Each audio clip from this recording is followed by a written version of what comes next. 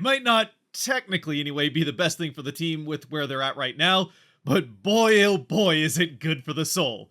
What's cracking, everybody, and welcome back to Kraken R&R as the Seattle Kraken break their 8-game losing streak with a decisive 4-0 victory over the Anaheim Ducks, the first of 2 games they'll play against the Ducks at home, playing the same team still in Seattle in 2 days' time.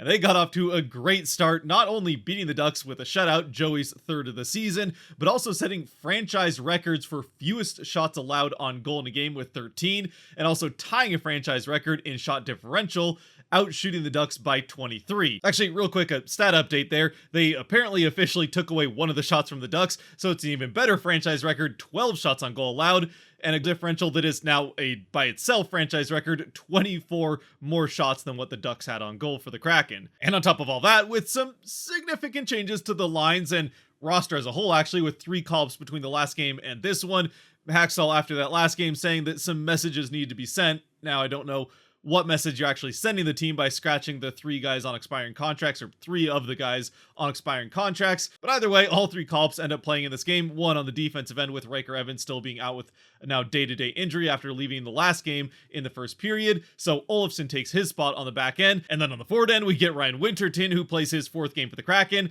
and Logan Morrison playing his 1st game in the NHL period.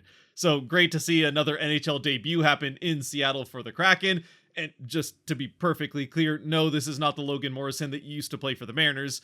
I think that's pretty obvious, not only because he's 21, so he would have been not even a teenager when Lomo was hitting homers for the Mariners or striking out more often, but that's aside from the point. Still, a name that we're familiar with in Seattle, even if it's attached to a completely different person this time. And he played a pretty good game for the Kraken too in his debut. Now he doesn't get on the scoring sheet with 3 shots on goal, so he got a couple chances, but nothing actually goes in. Still got over 14 minutes of ice time, including a lot of that on the power play with the 2nd unit. And of course, centered the 4th line that featured also Ryan Winterton and Ty Cartier, all 3 of whom played with the Firebirds last year. So even if they weren't necessarily always playing together on the same line, they're at least familiar with each other, and especially Winterton and Morrison, who have played together even throughout juniors, definitely know each other's games pretty well. And again, as a whole, that line played very well all night long. I don't know if Hackstall really planned to play them as much as he did, but they certainly earned the extra playing time by spending a lot of time in the offensive end and playing good defense to get there in the first place, solid in the defensive end, and then good in transition to get those offensive opportunities. In the end, playing almost 10 minutes as a group, and then each of them well over 10 minutes on the night. But even aside from that line, the rest of the lines, all 9 of which are normal guys that we're used to seeing play for the Kraken, were mixed up quite a bit. And I don't know if, well, one of the lines I think has probably played together as a group, but for the most part, these were pretty much brand new lines. With the one line that I think we have seen at points before, especially when Beniers has been injured for a few games here and there, that one being effectively the first line in this game of McCann centering both Schwartz and Eberle. So a pretty veteran, and at least as far as the Kraken are concerned, a line that features a lot of the points that the Kraken have as a team. Then one of the other 2 lines, which I would say was effectively the 3rd line in this game, was Gord centering Tanev and Burakovsky. But the line that outshone all of them, and although it got about the same amount of time as the Gord line, and about 2.5 minutes less as a group as that first line, it was easily the best line out of the ice all night long for the Kraken. That was the line of Beniers centering Tolvanen and Bjorkstrand, and especially the combination of Beniers and Tolvanen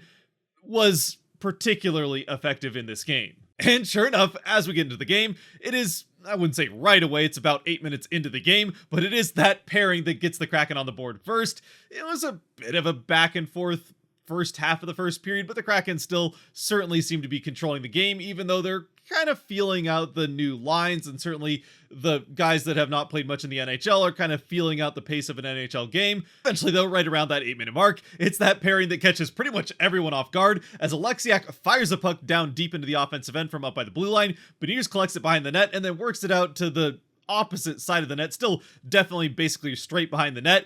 Fires the pass up to Tolvanen, and he one-touches it and roofs it into the back of the net to give the Kraken the 1-0 lead. A perfect pass from Beniers, just finding a little gap between the defenseman and the side of the net, and Tolvanen with the quick little wrist shot to lift it over the pad of Gibson and into the top of the net. Nothing Gibson can do about it. The Kraken with the 1-0 lead. For Tolvanen, it's his 16th of the season, while Beniers picks up his 19th assist and Alexiak his 10th.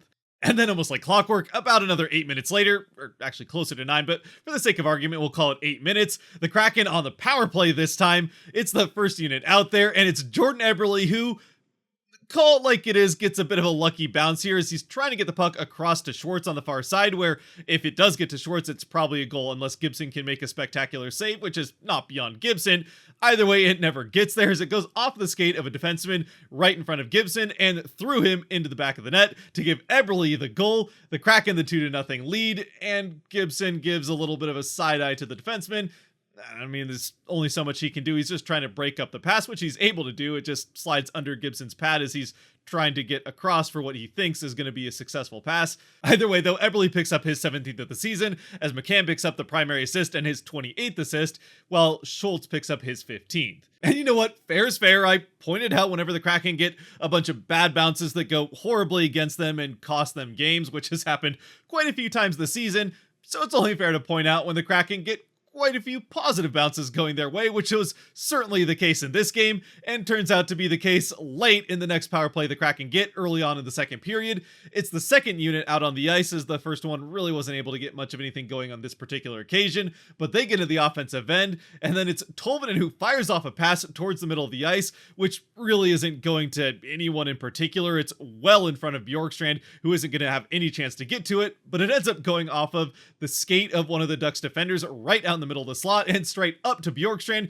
who just goes right on a knee and fires off a shot which beats Gibson clean to give the Kraken the power play goal and the 3-0 lead. Another fortunate bounce on the power play for the Kraken ends up past Gibson without much he can do about it. It goes off another skate of one of his players, though this time before the shot instead of after it. Though obviously no matter how it goes in, the Kraken will happily take it. And with the goal, Bjorkstrand picks up his 19th of the season. While getting the assist, it's Tolvanen in the 22nd, and Beniers gets his 20th. So already then a multi-point night for both of them. And that trend would only continue late in the second period actually not long after the Kraken scored on the second power play, they get a third one. Then the Ducks get a chance on the power play. Nothing happens in either of those power plays, at least significantly anyway, or through the middle part of the period. Well, maybe I shouldn't say nothing notable happens in the middle part of the period. There is one spectacular save that Decord has that comes off of a missed shot from the Ducks, a wide open shot that goes well wide of the net. One of many missed shots from wide open that the Ducks had in this game. That's probably a part of the reason that they only got the 12 shots on goal, is that they missed the net even more than the shots they got on net, and that's even without counting the ones the Kraken blocked on the way in, which, for what it's worth, Morrison did get one block in his first game on top of the 3 shots he got and 2 takeaways, so again, good night for Morrison. But this save from Decord comes off the missed shot going out to the far side and right back to a Ducks player who then has half of an empty net to shoot at. He doesn't quite get the puck lifted off the ice, which then allows Decord to dive back to the other end, going full splits and making the toe pad save. A huge save there, and that does still keep the shutout going into the late part of the second. Eventually, late in the period, in the final few minutes, it's that Beniers line out on the ice once again, this time at 5-on-5, and they do have one of the rare sloppy moments for the Kraken as a team in this game, as they allow a clean 2-on-1 back the other way for the Ducks, which somehow they bumble badly enough at the Kraken blue line that it turns into a 3-on-1 for the Kraken back the other way. Rushing in, it's Beniers with Bjorkstrand streaking off in front of him, still onside, but taking the attention of the lone defenseman with him, which then allows Beniers to get a clean pass across to Tolvanen, who sends the pass right back to Beniers. He fires off the one-timer and buries it off the post into the back of the net. A perfect shot, as Gibson was able to almost get back, but there's still that sliver between his shoulder and the net, which Beniers posted off the post into the far side of the net off that post, giving Beniers his 11th goal of the season, the Kraken the 4-1 lead, and both he and Tolvanen their 3rd points of the game, as both of them would finish with a goal and 2 assists. And then the Kraken almost make it 5-0 in the final minute of the period as they get on a power play again. This time Gibson comes up huge on the power play for the Ducks. Not that it really matters to the outcome of the game, but he comes up with a couple big saves, denying a potential 3rd power play goal for the Kraken, and actually that second line out on the ice once again on this power play, the second power play unit. Still, the Kraken aren't able to score on that and continue to not score on that power play as it starts out the 3rd period with a bit of crossover into the start of the 3rd.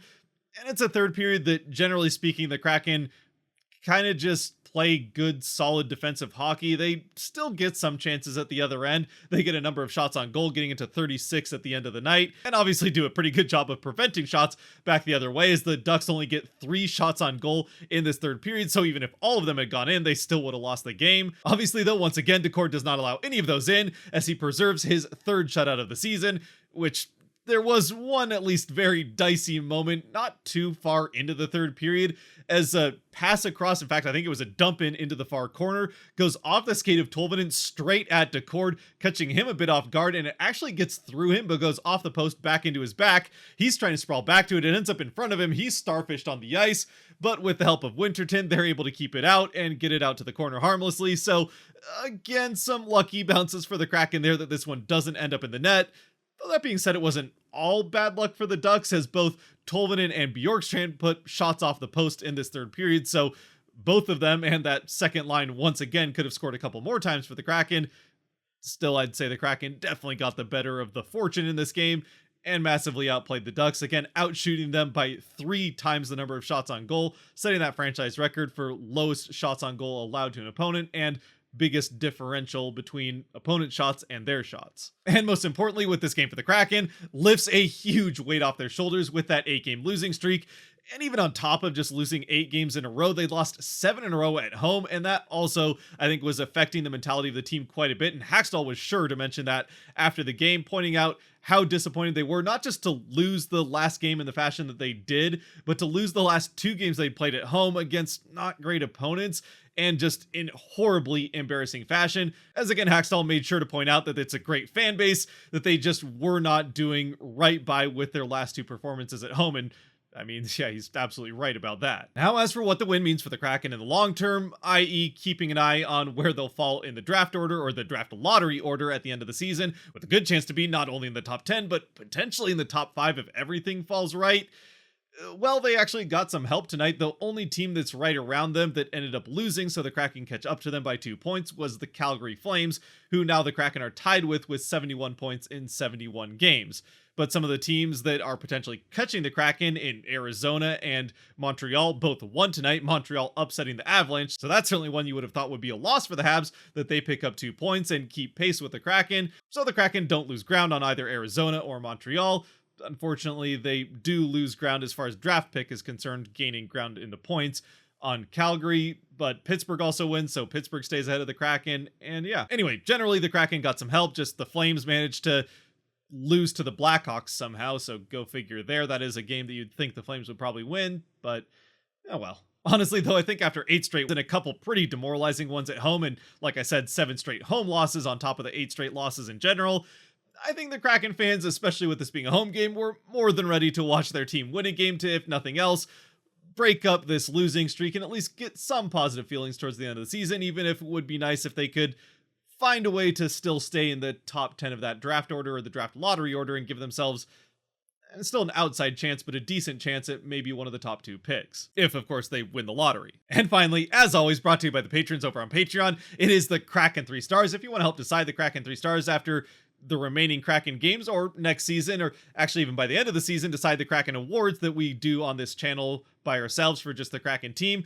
then you can help support down on Patreon a little bit more than you already are supporting by watching the video to this point. And on top of that, a quick thank you to everybody watching this, especially as the channel during this game did pass the 10,000 subscriber mark, and I'll be doing a whole thank you video for that, but a quick shout out as it did happen during this game, and especially a thank you to the few hundred of you who watch these R&Rs. Obviously the majority of the videos on this channel, and I know it's not necessarily the biggest traffic, but anyway, we can get into that in the 10k thank you video. As far as the Kraken 3 stars in this game are concerned, I'm not going to disagree, and Patreon also wasn't disagreeing with the official 3 stars in the game. And you know what, I'm not even going to disagree with the order, as Matty Beniers gets the first star with a goal and 2 assists, setting up Tolvanen beautifully on the 1 goal, and even set up Tolvanen pretty well for the pass back for his goal. And also Tolvanen getting the 2nd star with a goal and 2 assists of his own. Decord then with the 12 save shutout. Obviously not too busy, but he still did a lot of the other Decord things pretty well, like playing the puck.